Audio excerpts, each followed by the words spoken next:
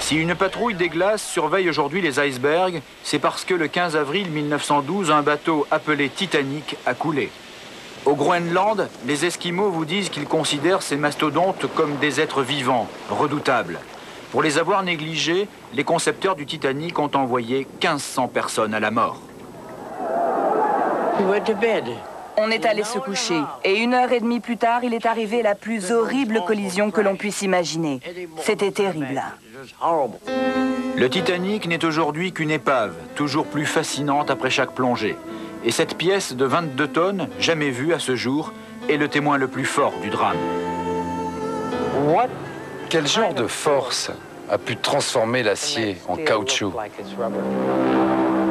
En matière de sécurité, il y a avant et après le Titanic. Ainsi, sur le Queen Elizabeth II, le seul bateau qui suive la même route que le Titanic, les exercices d'alerte sont imposés aux passagers. Leur sécurité est devenue une priorité.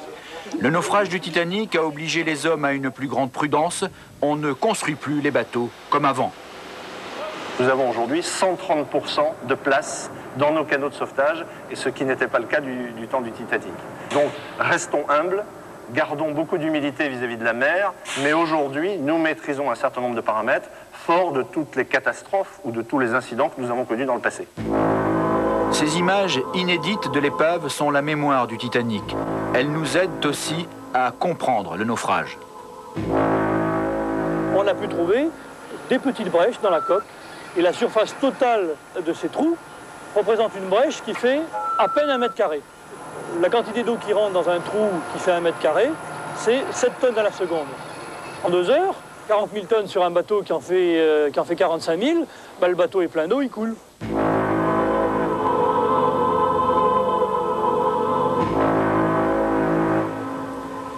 Bonsoir. La tragédie du Titanic continue de passionner les scientifiques, les marins, les ingénieurs, les historiens, le public, à l'étranger comme en France. 86 ans plus tard, son naufrage laisse encore planer des zones d'ombre. Alors, pour les éclairer, l'une de nos équipes a embarqué à bord de l'un des plus prestigieux paquebots d'aujourd'hui, le Queen Elizabeth II, dernier navire à effectuer une croisière qui épouse parfaitement l'itinéraire du Titanic. Ce voyage sur les lieux du naufrage et au milieu des glaces d'où s'est détaché l'iceberg funeste s'est fait en compagnie de spécialistes et de témoins. Notamment Paul-Henri Narjolet, qui a plongé près de 100 fois sur l'épave et qui montrera au commandant du Queen Elizabeth II les images inédites de plusieurs des endroits clés du Titanic. Les leçons du naufrage n'ont pas été négligées, au contraire, vous le verrez, elles sont d'une grande actualité. C'est une enquête commentée par Bernard Nicolas et montée par Wilfried Coppens.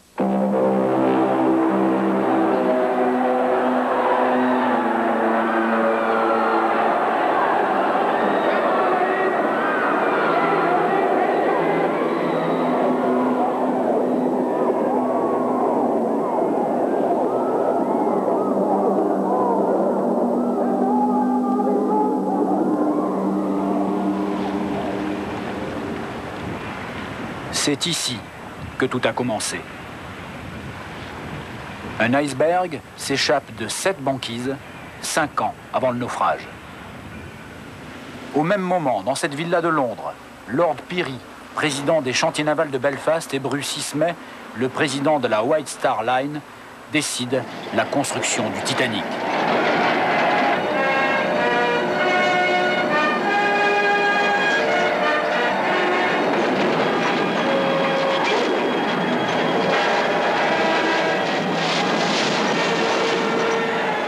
Un iceberg et un paquebot naissent la même année et ainsi scellent le destin des hommes.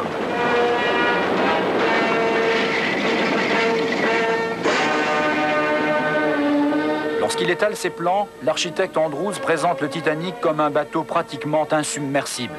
Les publicitaires ne retiendront que le qualificatif insubmersible.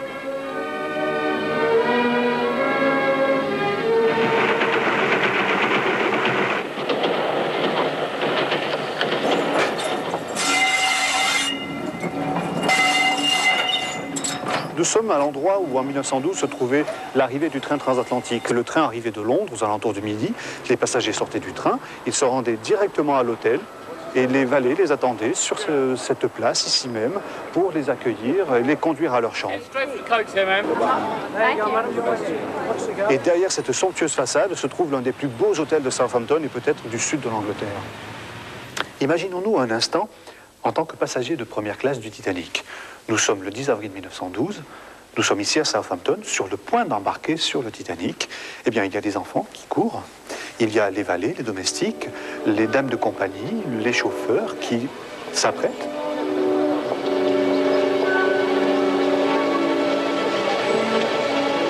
Thomas Andrews, l'architecte du Titanic, lui était arrivé une semaine auparavant, le 2 avril 1912. Le Titanic était à quai pendant une semaine et il voulait absolument tout superviser, il voulait tout voir, le nombre de vis sur les patères dans les cabines, la couleur des moquettes, la couleur des salons. Et certains passagers se souvenaient de l'odeur de la peinture fraîche. C'est l'un des souvenirs de plusieurs rescapés, c'est que leur cabine était tellement fraîche que la peinture sentait très très fort.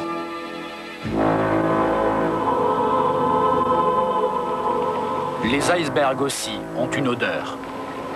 Les marins racontent qu'en pleine mer, ils peuvent sentir la glace.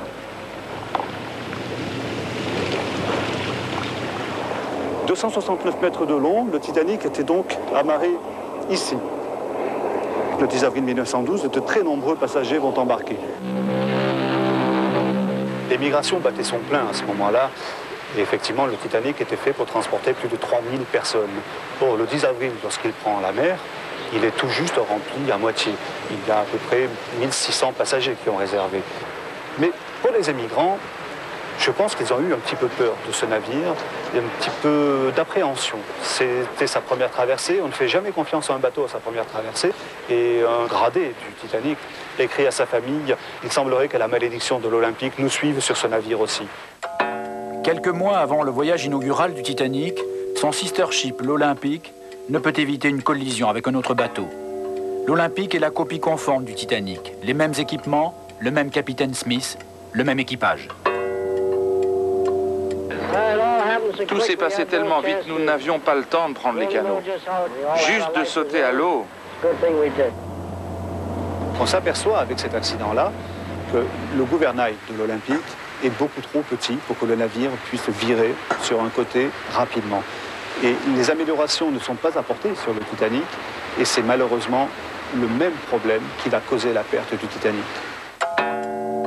Chacun semble avoir oublié que 15 ans plus tôt, le romancier William Robertson raconte dans Futility le naufrage d'un bateau en plein océan après un choc avec un iceberg.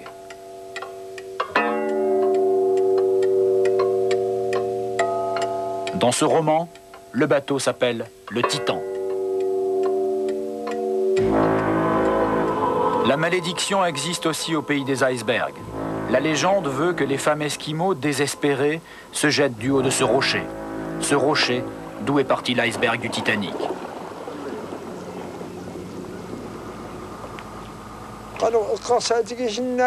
Les icebergs ont causé la mort de nombreuses personnes. La mort de tous ces gens, ça me met mal à l'aise et j'ai vraiment du mal à en parler. La nature décide de tout.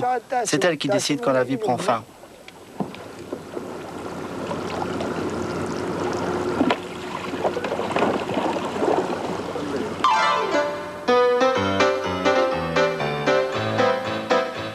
De nombreuses familles avaient embarqué sur le Titanic. Et parmi ces familles, il y avait 2 enfants.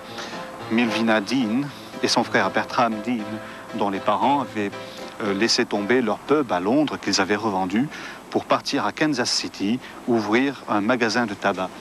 Melvina était l'un des plus jeunes bébés embarqués sur le Titanic et sera le plus jeune bébé sauvé du naufrage. Elle n'avait que 9 semaines à l'époque. Je pense que tous les gens disaient à peu près la même chose et que beaucoup sont partis pour les États-Unis. Ils pensaient que c'était le pays de l'espoir. Ils sont tous partis vers une nouvelle vie. Et puis une vie plus heureuse. Mes parents ont sûrement beaucoup discuté avant de partir. Ce n'était pas une petite affaire. Ils quittaient leur maison, ils quittaient leur famille, leurs amis, tout pour commencer une nouvelle vie.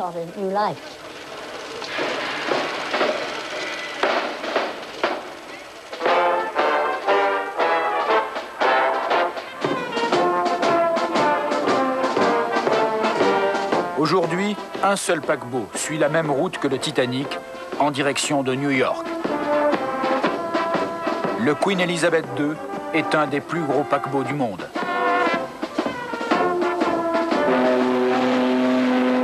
Comme sur le Titanic en 1912, c'est une ville qui se déplace d'est en ouest.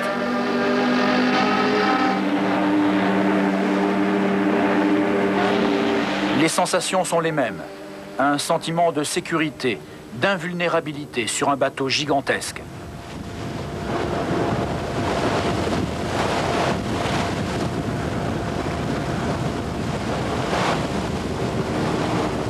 Sur le Queen Elizabeth II embarquent deux passionnés du Titanic.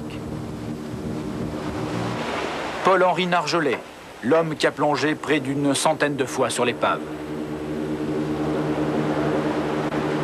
Michel Pascal, auteur d'un roman et d'une pièce de théâtre consacrée au Titanic.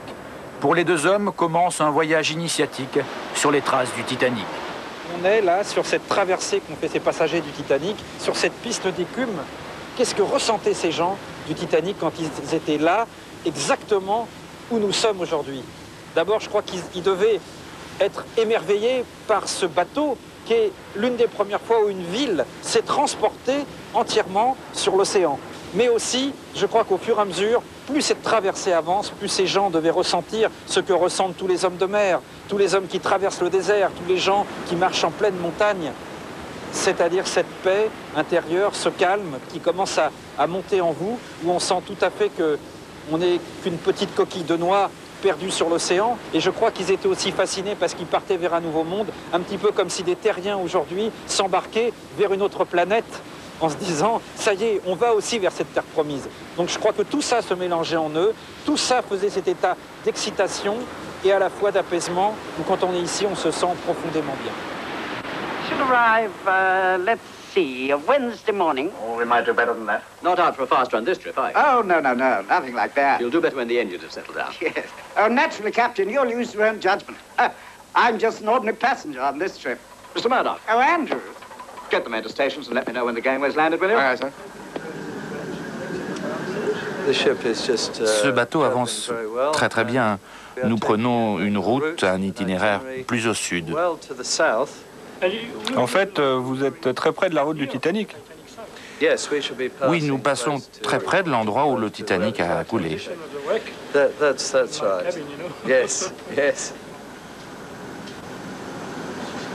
La partie avant, c'est la conduite du bateau. Donc le radar qui permet, alors évidemment ça c'est quelque chose qui n'existait pas sur le Titanic, où on a toutes les indications, la position, latitude, longitude, la vitesse du bateau, le cap du bateau. Et derrière c'est la partie navigation, où là on va avoir tout ce qui est carte. Sur le Titanic, il y avait combien de soutiers? Alors ils étaient pas loin de 400. Il y avait plusieurs milliers de tonnes de charbon. Il en consommait 600 tonnes par jour. Donc il y a des gens qui chargent les chaudières en permanence. Et il y avait 29 chaudières.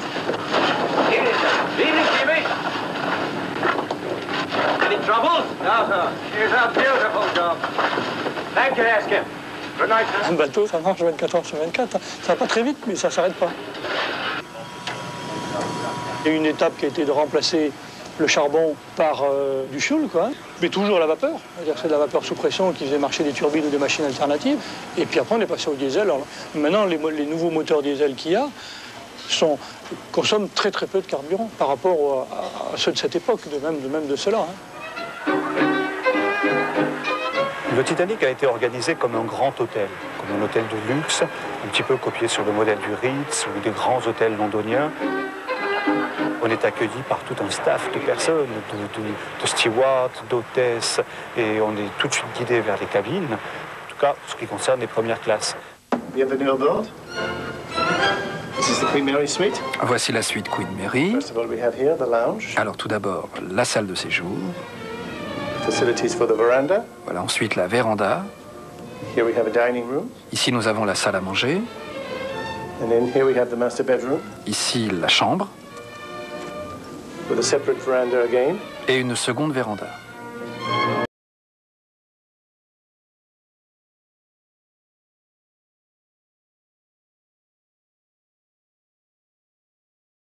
troisième classe avait une salle commune dans laquelle ils pouvaient se réunir. Ils avaient un pont sur lequel... This is the Queen Mary suite. Voici la suite Queen Mary. First of all, we have here the lounge. Alors tout d'abord, la salle de séjour.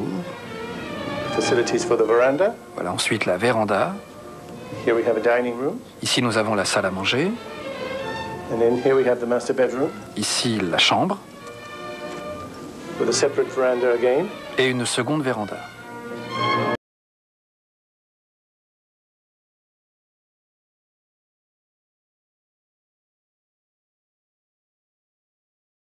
La troisième classe avait une salle commune dans laquelle ils pouvaient se réunir. Ils avaient un pont sur lequel ils pouvaient se promener, qui était le pont arrière du Titanic, mais qui était aussi le pont où les stewards faisaient se promener les chiens des passagers de première, et où donc l'hygiène n'était pas absolument respectée.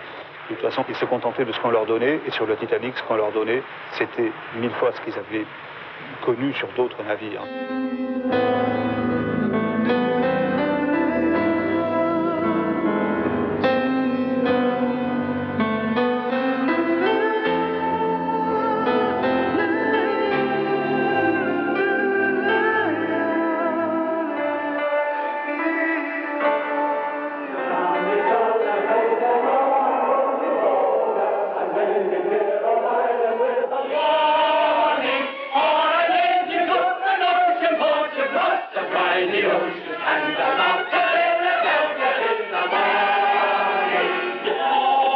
On a toujours dit que la troisième classe sur le Titanic équivalait les premières sur les autres navires de la même période. Ils avaient un restaurant, ce qui était le premier restaurant de troisième classe, ce qui leur permettait surtout de ne pas emporter pour la traversée qui devait durer 5 ou 6 jours la nourriture nécessaire à la traversée.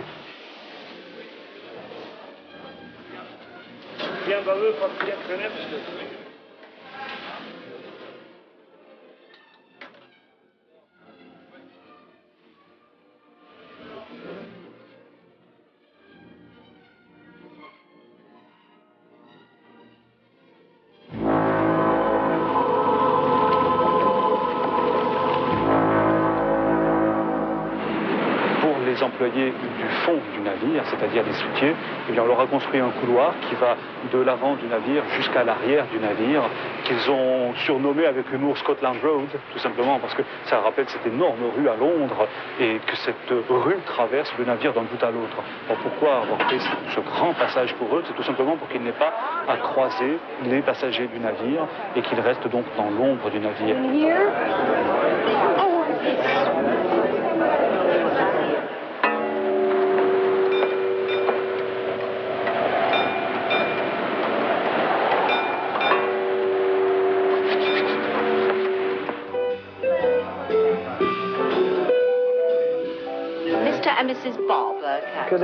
Ah, bienvenue à cette soirée. Je suis vraiment très heureux que vous ayez pu vous joindre à nous. Le capitaine et Madame Narjolet. Capitaine, pleasure indeed, sir.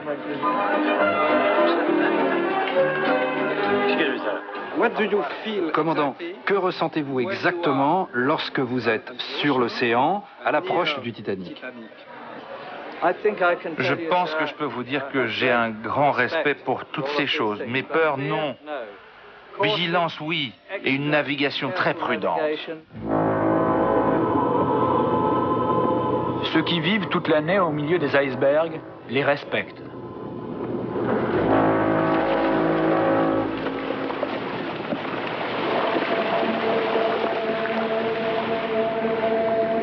Comme on respecte un être vivant qui parfois peut vous faire peur. Lorsque je suis sur l'océan et que je vois les immenses icebergs dans l'eau à 100 mètres de moi, je fais demi-tour et m'éloigne d'eux le plus vite possible. Ils peuvent se casser, briser votre bateau et là, tout le monde meurt.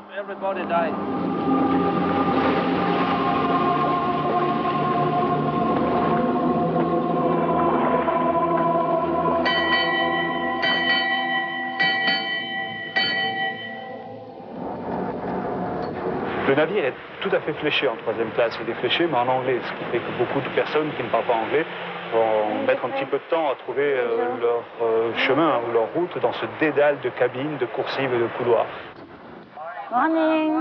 Charles Haverleitholer, le second officier du navire, a toujours raconté qu'il a mis presque 48 heures avant de pouvoir éteindre le feu. Ok. 102, 155, 157. Vous êtes insubmersible, quoi qu'il se passe, définitivement. Carrément. Ok. Et nous sommes tous, on sait bien qu'est-ce qu'on fait. En cas d'accident, il y a toujours une succession de catastrophes qui font que le risque existe toujours. Mais c'est certain que par rapport à l'époque du Titanic, le risque il est divisé par 1000 ou quelque chose comme ça. Mais il n'est pas nul quand même. C'est impossible pour un accident. Impossible pour un accident, oui. Sûr. Ça, bon, vous allez dire que ça peut arriver, hein, parce que le jour où ça va arriver, c'est que bon, il y aura une panne de générateur sur le bateau, il y aura en même temps autre chose.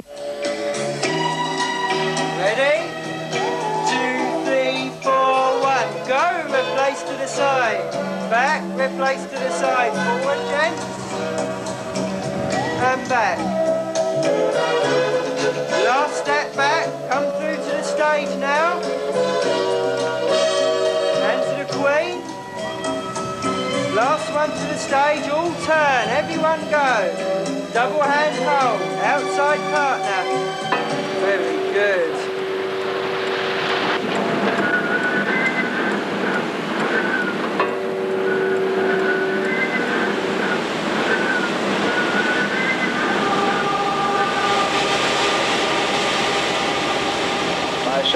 Depuis toujours, les icebergs dérivent. Mais depuis le drame du Titanic, ils sont surveillés. Chaque iceberg est suivi.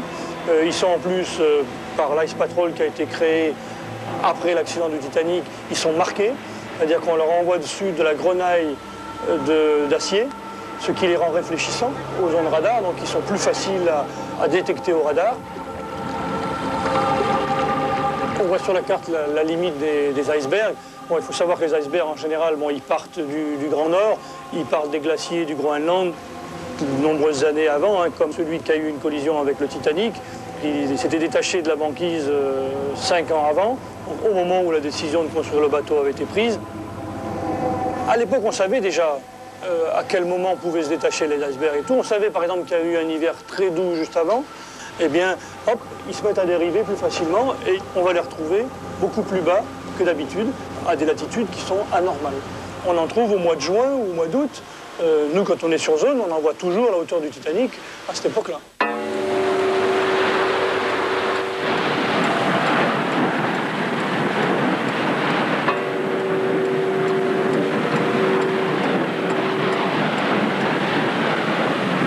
Float ice. Get this off the warships, will you? From SS Californian, ice report. Les radios n'étaient pas des membres de l'équipage, donc ils n'étaient pas là pour les messages de service du bateau, ils étaient là pour le confort des passagers. Bon, donc, comme en plus les radios ne portaient pas très loin, les messages s'accumulaient quand ils étaient dans des zones d'ombre, sans réception, sans pouvoir émettre non plus. Donc au moment où ils ont voulu, ils ont commencé à être en liaison avec la Terre, ils ont envoyé tout un tas de messages. Les deux radios qui étaient à bord avaient un boulot fou, hein, et ils ont été embêtés en permanence par tous les bateaux qui leur envoyaient des messages, et les passagers qui voulaient la bourse, qui voulaient ceci, qui traitaient leurs affaires, hein, pendant que le bateau avait des problèmes. Thank you. Excuse me. Maintenant, ils ont quand même reçu des messages d'iceberg. Des messages qui sont restés dans les poches, soit du commandant, soit qui ont été mis à la passerelle. Ice warnings from steamers ahead of us. Il y en a un très important qui est resté dans la poche du radio et que le radio n'a pas donné au commandant Smith. Et c'était un message qui donnait la position exacte des glaces. Et si la passerelle avait eu ce message, ils savaient qu'ils allaient en plein dans les icebergs. 16 ans avant le naufrage, un journaliste anglais qui s'appelle Stead écrit un article pour mettre l'homme en garde contre le progrès, contre sa vanité. Et il se dit, je voudrais imaginer un accident sur l'océan avec les choses les plus impossibles qu'on puisse imaginer. Et dans ce texte, il précise l'iceberg, sa position, le nombre de morts, la grandeur du bateau et Smith. Et cet homme, Stead, comme il est un personnage un petit peu de la jet set anglaise, il est invité sur le Titanic. Alors, les témoignages des rescapés racontent que cet homme, Steed, d'un seul coup, il sort comme ça, de sa cabine. Et il est somnambule, alors il commence à marcher dans les couloirs. Et alors il fait des cauchemars. Et toutes les nuits, les rescapés l'ont raconté, il fait le même cauchemar. Il tape aux portes des cabines. Et il imagine qu'il voit des chats, des milliers de chats qui escaladent un building en feu et que les chats se jettent du haut des buildings. Et ce cauchemar, toutes les nuits, il va le faire. Toutes les nuits, il terrorise les passagers, dans les fumoirs, dans les cabines, partout. Et il tape aux portes, Steed, il tape partout. Il voit des chats, des milliers de chats. Et cet homme, Steed, avec sa prémonition à la main, il crève sur le Titanic. What did you see? Iceberg, dead ahead, sir.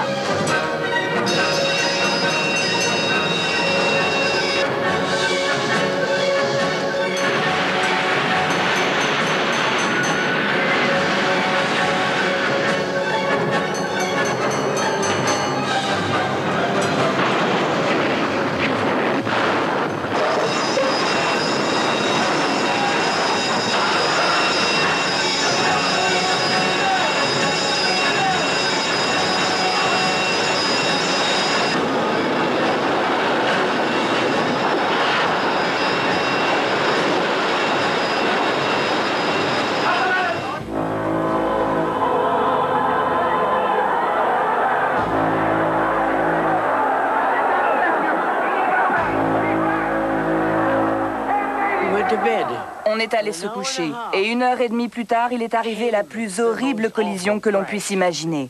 C'était terrible.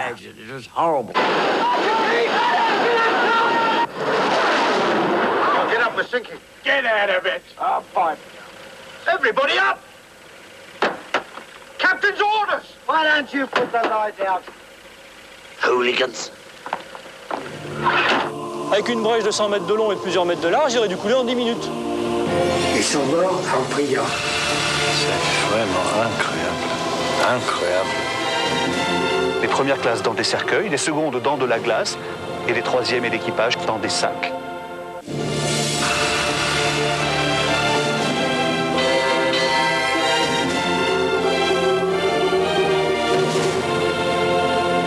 Iceberg, dead ahead, sir.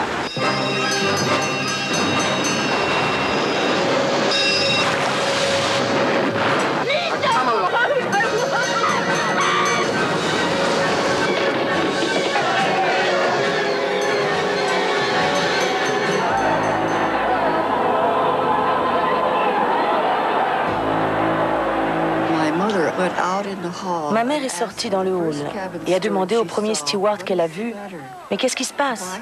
Pourquoi nous sommes arrêtés au milieu de l'océan ?» Il a alors répondu « Non, non, il n'y a rien de grave. Nous avons juste eu un petit accident. Ils vont le réparer et nous continuons notre route dans quelques minutes. »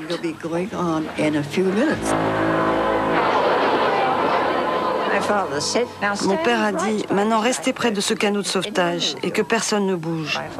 Ensuite, mon père a mis ma mère et moi à l'intérieur et a fait comme s'il allait nous suivre. Et une fois à l'intérieur du canot de sauvetage, nous nous sommes éloignés le plus vite possible et c'est à ce moment-là que j'ai réalisé que le bateau allait couler.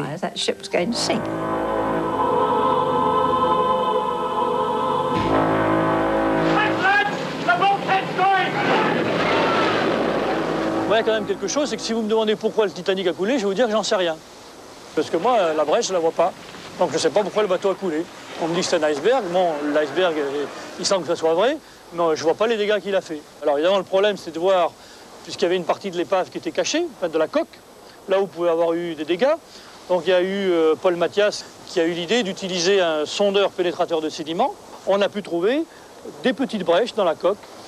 Il y avait plus de 6 ouvertures dans 6 compartiments différents, mais très petites, ça fait quelques centimètres de large sur 2-3 mètres de long, pas plus. Et la surface totale de ces trous représente une brèche qui fait à peine 1 mètre carré. Si on calcule à 5-6 mètres de profondeur la quantité d'eau qui rentre dans un trou qui fait 1 mètre carré, c'est 7 tonnes à la seconde.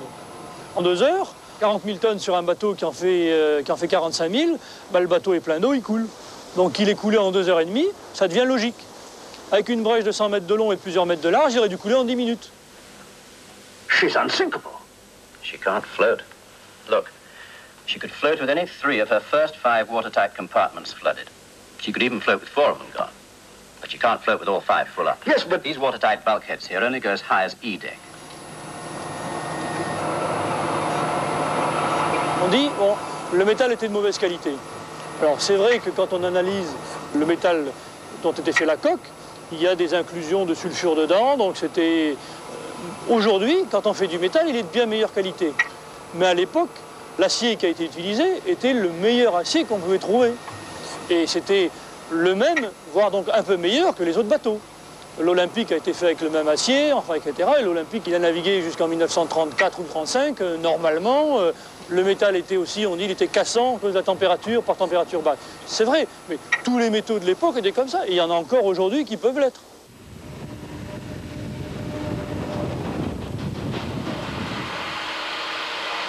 Si aujourd'hui on est dans la même situation que le Titanic, la chose se passera forcément différemment, parce que les paramètres sont maîtrisés de façon totalement différente. Si on rentrait quand même dans l'iceberg, on l'aurait vu précédemment et on aurait pu tourner plus vite parce que la manœuvrabilité du navire est plus importante. Si malgré tout ça, on est quand même en collision, on ne plongera pas de la même façon parce qu'on a une poche d'air à l'avant du navire qui permet de maintenir une certaine stabilité. Même si ça encore a lieu, ça ira encore mieux parce que nous avons un cloisonnement plus étroit et donc on est capable de maîtriser beaucoup plus facilement les voies d'eau. Si malgré tout ça, ça continue, nous n'aurons pas de problème vis-à-vis des passagers ni de l'équipage parce que nous avons aujourd'hui 130% de place dans nos canaux de sauvetage et ce qui n'était pas le cas du temps du Titanic.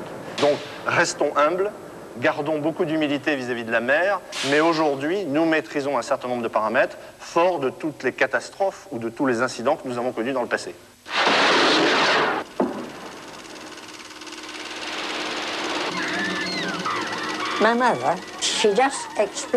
Ma mère a expliqué tout ce qui s'est passé cette nuit-là, le choc et tout cela. À part ça, elle n'a plus voulu rien dire. Mes parents se connaissaient depuis 4 ans et mon père, qui était très jeune et très bel homme, est mort noyé. Et avec lui, toute une partie de la vie de ma mère. Et cela, elle me l'a dit parce qu'elle était sur le point de se remarier et elle savait que j'allais avoir un beau-père. Je n'ai jamais vraiment pu réaliser que j'étais sur ce bateau. C'est ça qui est drôle. Je ne pouvais m'imaginer sur le Titanic. Si mes parents étaient vivants maintenant, ce qu'ils diraient sur le désastre du Titanic,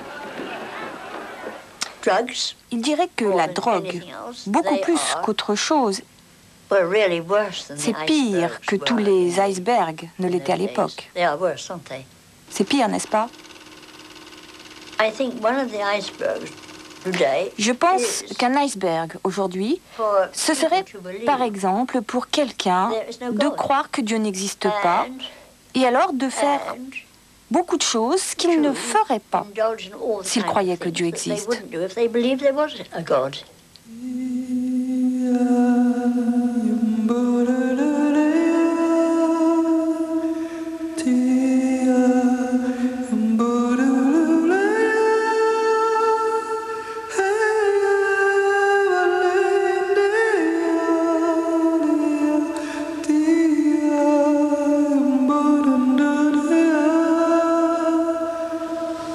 Donc là, c'est le promenade deck, le pont promenade. Ah oui, oui. Ah. Et à l'intérieur des ponts promenades, il y a des grandes fenêtres qui ont encore les vitres intactes. Oui, c'est intact. Et vous allez voir, on voit à un moment donné, ça dure une seconde, on voit le reflet des lampes du sous-marin dans la lampe. Ah oui. Ça rend le bateau vivant. Hop, vous voyez, hop, et on arrive à se voir comme ça à travers. C'est vraiment incroyable. Incroyable. Là, on arrive aussi sur les traces. Vous voyez le genre de corrosion qu'il y a? Ce n'est pas de la rouille, parce qu'on voit la peinture encore. Oui. Et on a vu le nom Titanic. Il y a encore un endroit où on peut lire le mot Titanic. Donc là, on est à l'intérieur. On voit ce qui reste du PC radio. Et là, on va voir un appareil radio. Ah bon? Voilà, ici. Ah ouais. Là, on est dans le gymnasium. On voit que le toit du gymnasium s'est écroulé. Vous voyez ce vélo d'entraînement, il y a une pédale. Vous voyez la pédale? Regardez la pédale où elle est. On voit la pédale là, du vélo. Alors ça, c'est une pièce de bois qui est étonnante. C'est comme sur les balustrades, oui. C'est du bois et il est encore intact. Ça, c'est dans les salons, c'était les lustres. Voilà, les chandeliers. Là, on est dans l'endroit où il y avait le purser office. Le bureau du commissaire, oui. Mais il n'y a plus de cloison. On cherchait le coffre. On cherchait le coffre-fort, le safe. Mais... C'est seulement les poissons avec les bijoux. Exactement. That is oil. C'est de l'huile. As the water is, the temperature is 1 degré. La température est à 1 degré. L'huile fige. The oil is freeze. Yes. Là, on est dans la salle bathroom. La salle de bain, et on voit la plaque qu'on voit, c'est les lavabos de la salle de bain de Bruce-Ismay. Incroyable. Alors, il y a des... Vous voyez, ça c'est... Qu'est-ce que c'est? Ce sont des grilles qui protégeaient les passagers de 3e classe.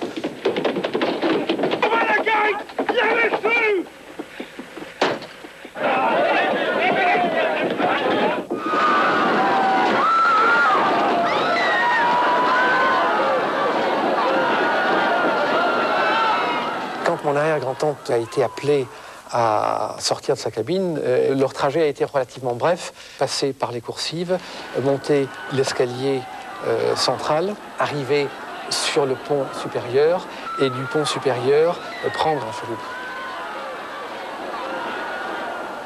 Mon arrière-grand-tante a raconté qu'elle a vu des gens qui s'agrippaient à des chaloupes et que, en plus, les gens qui étaient à bord des chaloupes les chassaient, les pourchassaient et essayaient de leur faire lâcher prise pour surtout qu'ils n'alourdissent pas leur chaloupe à eux. Elle était la gouvernante, dame de compagnie de la famille Spencer. Je sais que les Spencer étaient des gens extrêmement fortunés. Ils avaient, je crois, de l'argent, enfin des intérêts dans les chemins de fer américains. Il se trouvait qu'elle avait le plan du Titanic, qui était vraiment une relique de l'époque, puisque on voit d'abord qu'elle avait écrit, elle, à la main, départ le 10 avril, et qu'il y avait un prix mentionné sur le plan. Et ce plan a quelque chose d'assez saisissant parce qu'elle a marqué d'une croix l'endroit, la cabine dans laquelle elle était.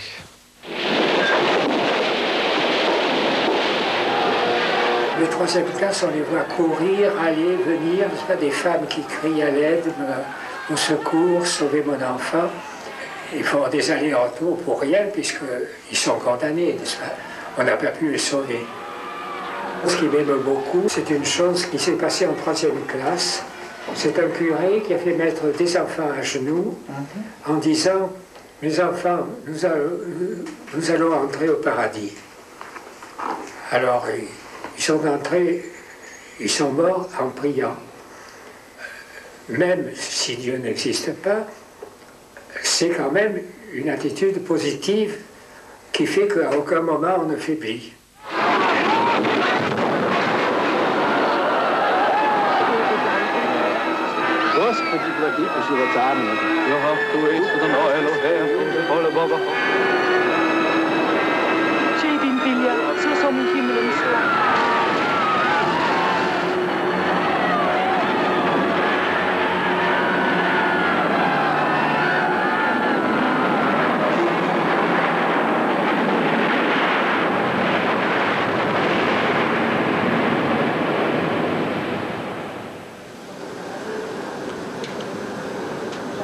Well, it's a fine clear day, so it is.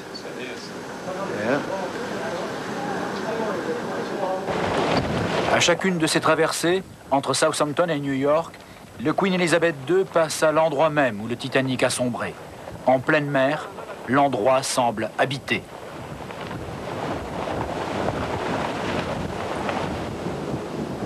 C'est évident qu'on rentre comme dans un sanctuaire, mais qu'on est dans le domaine de l'invisible. On ne voit rien. Ah, complètement, oui. On ne voit rien, tout est invisible, mais on le ressent.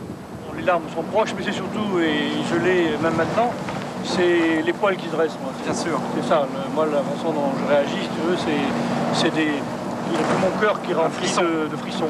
La journée, toutes les 30 secondes, il y en a 2 ou 3 qui passent. Quoi. Carpaccia est arrivé par le nord, et puis il a trouvé donc tous les canaux avec tous les corps qui étaient là. Hein. Et les corps sont restés là pendant plusieurs jours.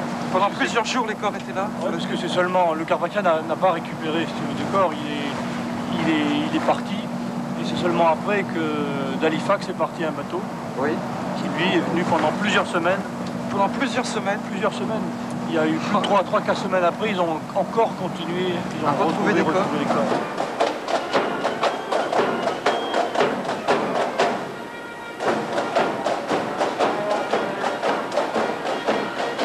La ville de New York s'apprête à recevoir le Titanic. Ici, c'est la préparation de la fête.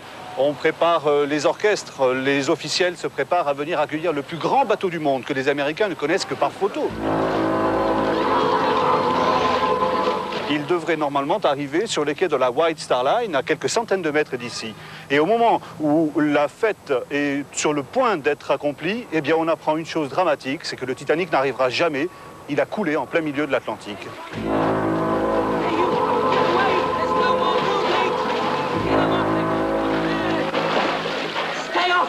Lorsque New York apprend que le Carpathia est le seul navire à ramener des rescapés du Titanic, des dizaines de milliers de personnes, le 18 avril, viennent s'agglutiner ici, aux alentours des quais de Chelsea, pour voir arriver ce paquebot de la Cunard qui ramène 700 et quelques survivants du plus grand bateau du monde.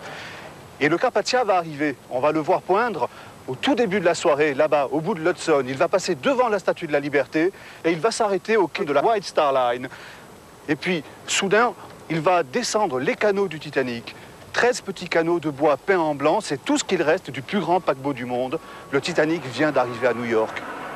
Sous un orage d'une violence inouïe, le capitaine Rostron, le capitaine du Carpathia, fait descendre d'abord ses propres passagers. Et une fois que ceux-ci sont descendus, par petits groupes et par classe, les rescapés du Titanic commencent à sortir.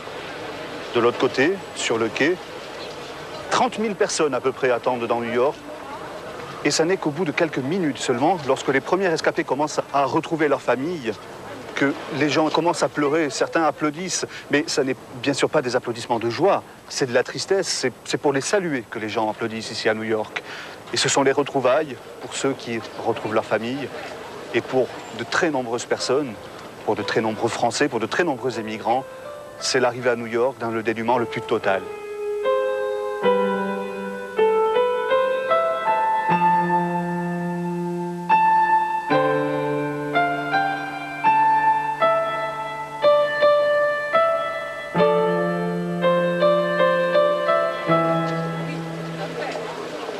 Depuis le naufrage, aucune information précise n'est arrivée ici à New York. On a demandé à Aaron Bride, le radio rescapé du Titanic, de se taire et de garder pour son patron, Guglielmo Marconi, et pour le New York Times, l'exclusivité de son témoignage. Et effectivement, une fois arrivé ici à New York, Guglielmo Marconi vient voir son employé avec le responsable du New York Times. Il lui achète son témoignage qui sera publié le 19 avril à la une du journal. Et c'est la première fois dans l'histoire de la presse qu'un journal se permet d'acheter un témoignage. Sur les 700 et quelques rescapés du naufrage du Titanic, il y a une poignée de Français. Il y a tous les passagers de première classe qui sont survivants, hommes et femmes. Il y a toutes les femmes de seconde classe, tous les hommes sont morts. Il n'y a aucun passager de troisième classe, ni homme, ni femme, ni enfant. Et il n'y a aucun membre de l'équipage. Ils sont tous morts dans le naufrage. La presse française de 1912 rapporte qu'il y avait une quarantaine de Français parmi les membres de l'équipage du Titanic. Tous ces membres de l'équipage, tous ces jeunes Français âgés de 18 à 22 ans ont disparu. Adrien Chaboisson, un jeune homme qui travaillait de cuisine, à Stanislas Pachera, qui travaillait aussi au restaurant des premières classes. Roger Bricot est un personnage très émouvant de l'histoire du Titanic. Il était musicien dans l'orchestre, c'était le seul Français. Et il a écrit à ses parents sur du papier en tête du Carpathia. Il était musicien à bord du Carpathia au tout début de l'année 1912. Il écrit à ses parents: arrivé à Liverpool, je pars à Southampton où je m'embarque sur le Titanic. Cette vie me plaît énormément, mais je serai parmi vous avec plaisir. Malheureusement, si Roger Bricot avait continué à travailler sur le Carpathia, il aurait assisté au sauvetage des naufragés du Titanic. Et il est mort dans le naufrage, comme les autres 7 musiciens de l'orchestre. C'est l'ironie de la vie.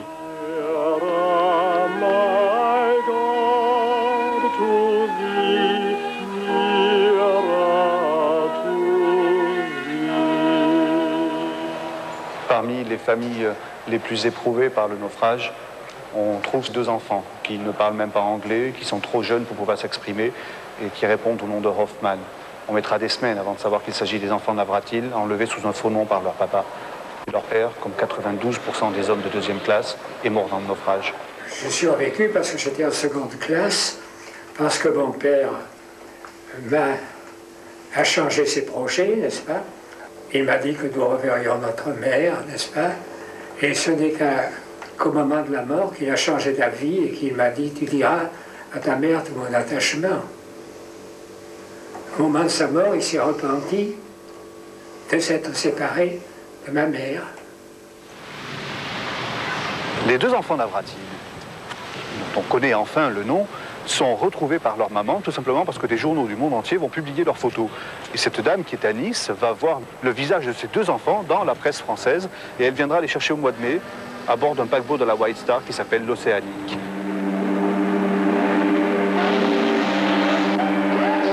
Le drame humain du Titanic prend une forme complètement aberrante. La White Star Line refuse de payer ses employés à partir du moment où le bateau a coulé. Leur paye s'arrête au 15 avril 1912, en plein milieu de l'Atlantique. La même White Star Line va demander aux familles qui veulent récupérer le corps de ceux qui ont été noyés de payer pour rapatrier ces corps-là. Les frères Black, les managers de l'orchestre, vont demander aux familles des musiciens de payer les uniformes qui ont été perdus dans le naufrage. Et lorsqu'on va rapatrier les corps, ils vont être rapatriés selon leur classe, les premières classes dans des cercueils, les secondes dans de la glace, et les troisièmes et l'équipage dans des sacs.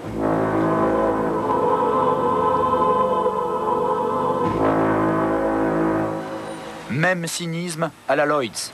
L'assureur va couvrir la perte du Titanic sans se soucier des passagers. Ceci est le livre des rapports d'accident, avec des détails sur les bateaux qui ont coulé. Par exemple ici, l'inscription sur le Titanic lorsqu'il a coulé en 1912. Ceci est la photo de l'iceberg qui a heurté le Titanic. La photo a été prise le lendemain du bateau qui a secouru le Titanic. Le rôle de la Lloyd's est d'assurer le bateau, c'est tout. C'est ce qu'elle a fait et elle a payé. Le rôle de l'assureur ne va pas au-delà. Les survivants ne sont pas du ressort de la Lloyd's ou d'un autre assureur. Vous oubliez les vies humaines. Nous n'oublions pas les vies humaines, car après le naufrage du Titanic, de nouveaux règlements ont été mis en place concernant les survivants. Et la Lloyd's était fortement impliquée en conseillant aux autorités ce qu'il fallait faire. Après le naufrage du Titanic, lorsqu'on a été amené à assurer d'autres bateaux, on a imposé de nouvelles normes de sécurité.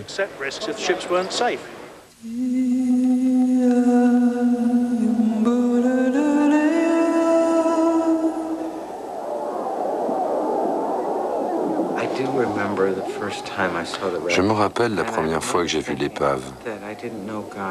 Je me souviens avoir pensé que j'ignorais la force de Dieu. Je ne savais rien de l'océan, de Dieu, de l'eau.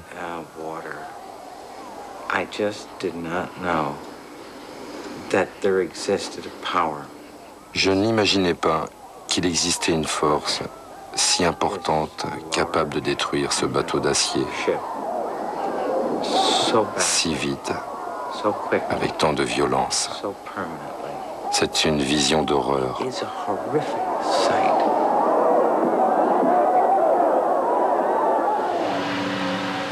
Comme tous ceux qui ont pu approcher le Titanic, George Tulloch a été fasciné. Quelques années auparavant, c'est un modeste garagiste du Connecticut que les Français d'Ifremer contactent. À l'époque, l'épave reste introuvable.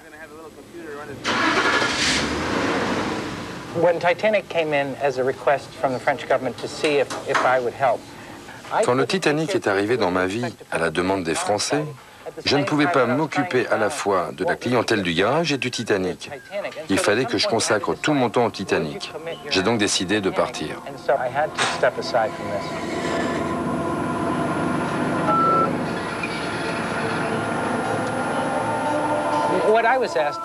On m'a demandé, pouvez-vous nous assurer que les objets seront conservés, restaurés, pour être exposés, et puis que tout sera financé par des expositions et non par la vente de ces objets. Et au-delà de ça, est-ce que vous pouvez gérer une équipe qui sera en charge de tout ça? Alors dans ce cadre, vous êtes le gérant de ce contrat, et si vous rompez ce contrat, vous êtes juridiquement responsable. Pouvez-vous tenir votre parole? C'est ça que les Français m'ont demandé.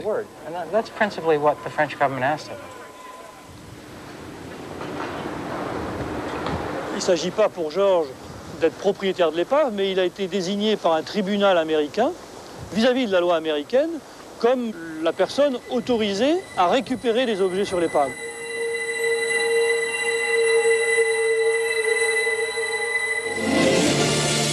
Qui a pu amener l'acier à avoir l'apparence de caoutchouc?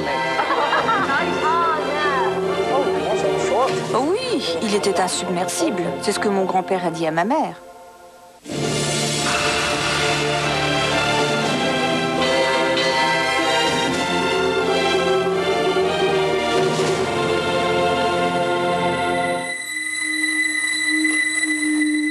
Respectant son contrat, George Tulloch sera de toutes les expéditions sur le Titanic.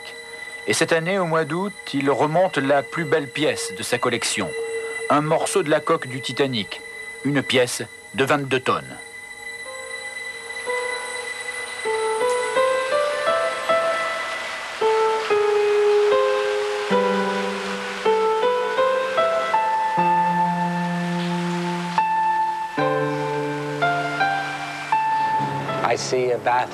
Je vois une salle de bain. Je vois une armoire de cuisine. Une salle à manger. Je vois aussi un sol qui maintenant est un trou dans l'air.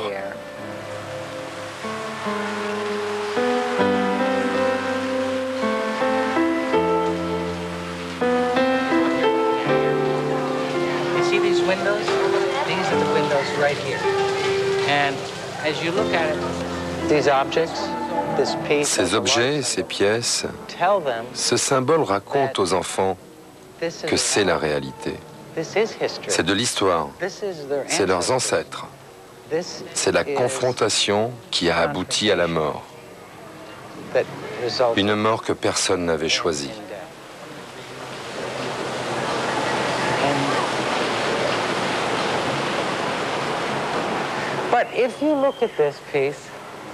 Mais si vous regardez cette pièce, vous voyez les trous dérivés qui étaient normalement bien ronds. Là, ils sont déformés. Vous vous dites alors, quelle force y avait-il? Mais qui a pu faire cela? Qui a pu amener l'acier à avoir l'apparence de caoutchouc?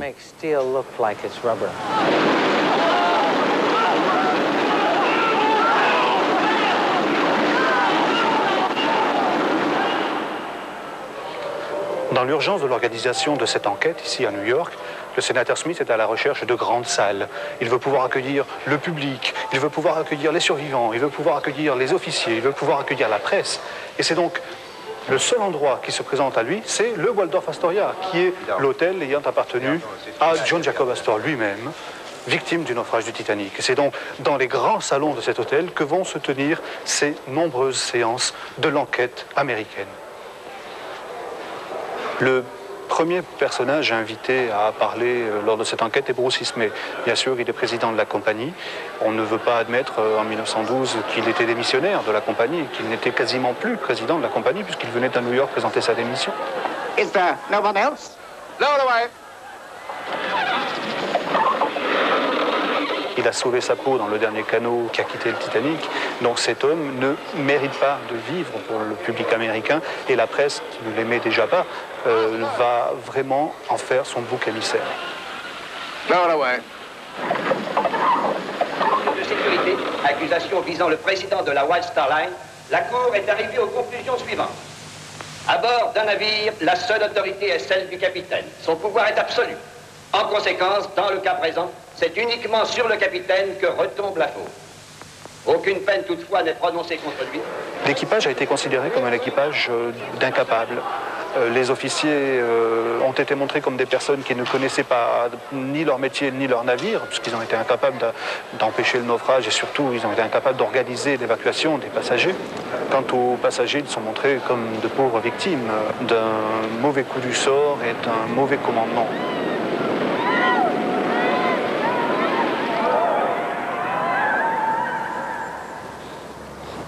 C'est la première fois que je me retrouve dans un cimetière où il y a des victimes du Titanic. Et il y aura toujours un endroit dans le monde qui rappellera que le 15 avril 1912, le plus grand des paquebots s'est enfoncé dans l'océan Atlantique en emportant avec lui plus de 1500 personnes.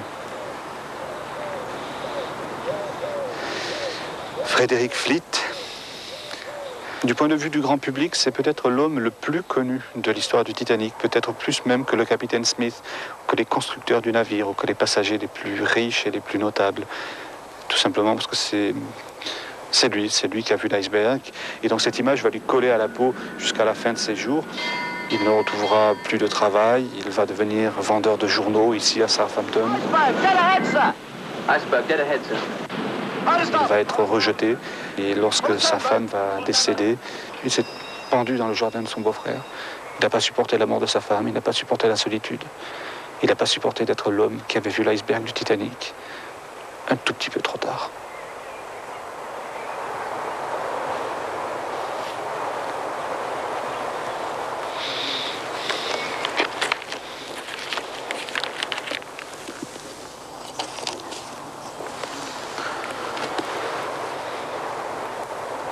Tell the Carpathia.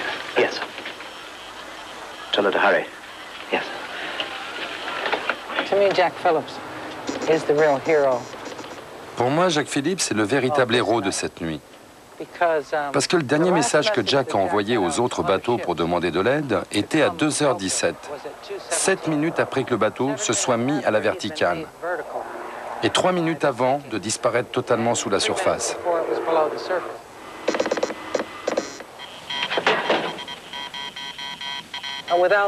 Sans le travail de Jack et sans la radio de Marconi, ces 700 personnes seraient mortes.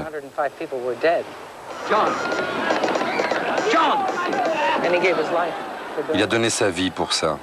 Il est resté là jusqu'à la fin, une fin froide et brutale. Il est mort gelé dans l'eau. Ils l'ont posé sur un canot renversé. Ils ont vu que c'était Jack. Là, il a tenu quelques instants avant de mourir gelé. Le bateau de secours est arrivé trop tard. Mais il a fait son travail. Notre devoir aujourd'hui, c'est de ne pas oublier.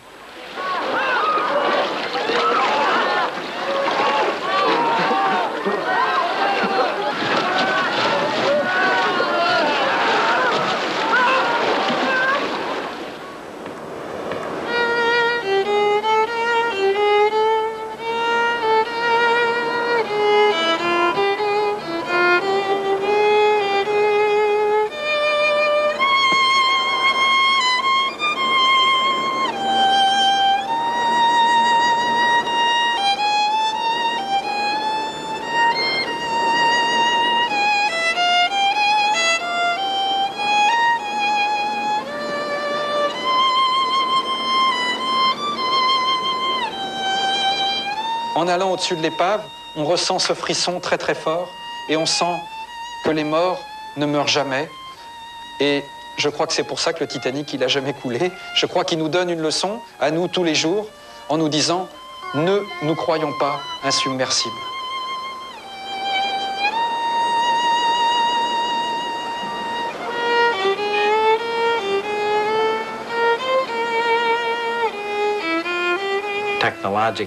D'un point de vue purement technique, on peut imaginer remonter une grande partie de l'épave. Mais ça ne répond pas à la question, est-ce qu'on en a vraiment besoin?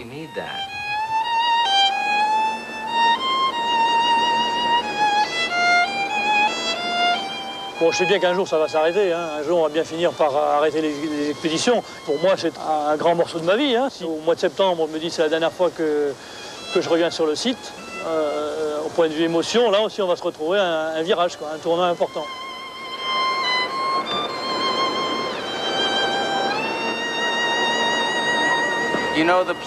Vous savez, les musiciens ont joué jusqu'à la fin.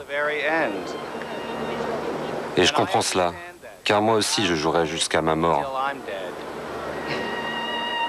Parce que sa vie a continué après le naufrage du Titanic, parce que l'histoire se répète parfois, Milvie Nadine reprend le bateau, vers New York, cette fois, sur le Queen Elizabeth II.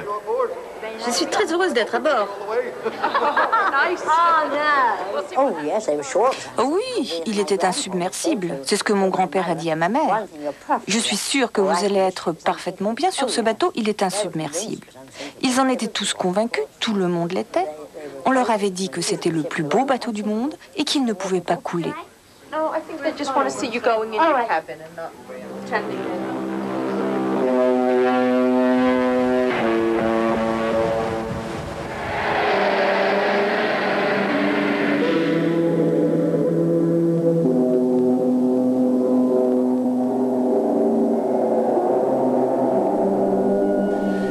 Voilà, cette enquête sur les derniers secrets du Titanic est terminée. Merci de votre attention. Bonsoir.